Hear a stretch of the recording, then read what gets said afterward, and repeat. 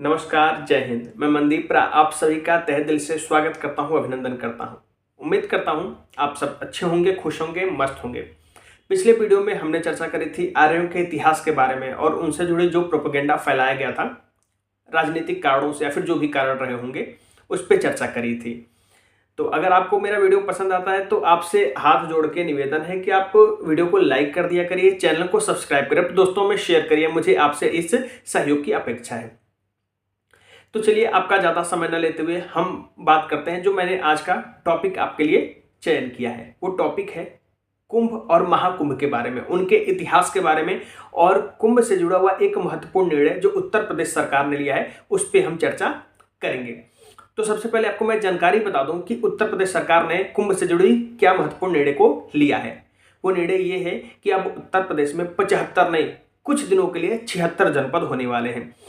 इस बार महाकुंभ लगेगा और महाकुंभ 12 वर्षों में लगता है। क्यों लगता है इस पे आगे हम चर्चा करेंगे। पहले बता दें कि इस महाकुंभ के कारण ही उत्तर प्रदेश सरकार ने कानून व्यवस्था के लिए, लोगों को कोई असुविधा न हो इसके लिए एक नए जनपद का गठन किया जिसमें 67 गांव होंगे और 4 तहसील होंगे और उन तहसील में सदर, सुराम, फूलपुर और करछना को शामिल किया गया है जिससे कि लोगों को कोई असुविधा न हो और उसका नाम होगा महाकुंभ मेला जनपद।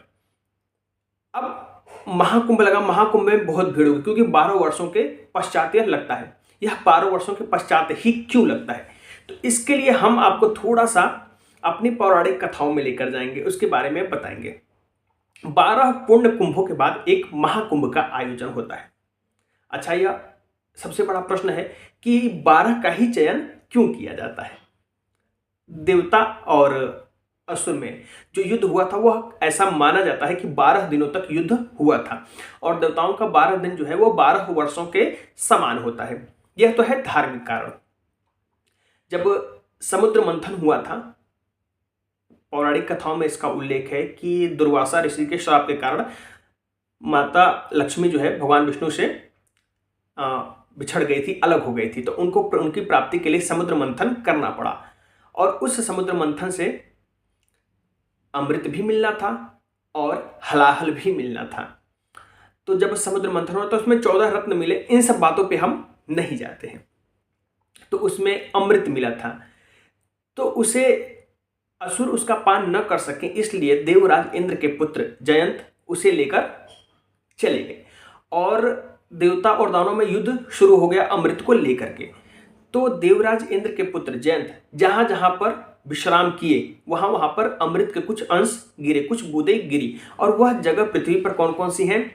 हरिद्वार, उज्जैन, प्रयागराज और नासिक। इन 4 जगहों पर कुंभ का आयोजन होता है और इन 4 जगहों पे कुंभ का आयोजन होता है और हर वर्ष यह कुंभ का आयोजन होता है। और जब एक आयोजन कुंभ का आयोजन होता है उसे पुण्य कुंभ कहते हैं।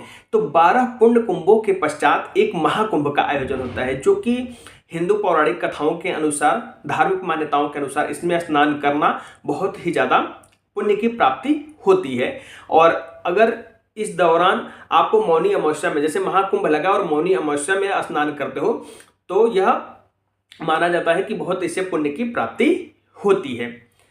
ये बात रही महाकुंभ की, लेकिन इसमें कुछ साइंटिफिक कारण भी है। जैसे कि मैंने आपको अपने कैलेंडर वाली क्लास में, जब मैं वाईटी पे क्लास ले रहा था तो मैंने आपको बताया था कि पृथ्वी सूर्य का चक्कर 365 दिन 5 घंटा 48 मिनट और 47.5 सेकंड में पूरा करते हैं। उसी प्रकार हर ग्रह जो है वह अपनी राशि में चक्कर लगाते हैं। तो जुपिटर, बृहस्पति जो है वह 12 वर्षों में अपनी परिक्रमा को पूरा करके फिर से अपनी राशि में स्थापित हो जाते हैं, आ जाते हैं।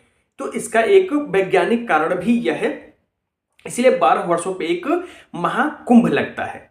तो मैंने आपको कुंभ के बारे में बताया, महाकुंभ के बारे में बताया और एक करंट की जानकारी बताया कि अब उत्तर प्रदेश में कुछ दिनों के लिए 75 नहीं 76 जनपद होंगे जिसका नाम होगा महाकुंभ मेला जनपद, जिसमें 67 गांव और 4 तहसील शामिल होंगे। लोगों को कोई असुविधा न हो इसलिए उत्तर प्रदेश सरकार ने यह फैसला किया है।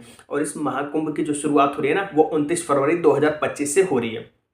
कोशिश मेरी भी रहेगी कि जाके स्नान करूं, घूमूं और वहां को देखूं। काफ़ी दिन हो गया प्रयागराज छोड़े, पढ़ाई के दौरान प्रयागराज में बड़ा अच्छा समय बीता था, तो इस बार फिर से स्नान करने जाएंगे और उम्मीद करता हूं कि आपको यह जानकारी पसंद आई होगी। और अगर जानकारी पसंद आई तो फिर आपसे एक बार निवेदन करता हूं वीडियो को लाइक करिएगा, अपने दोस्तों में शेयर करिएगा और चैनल को सब्सक्राइब जरूर करिएगा।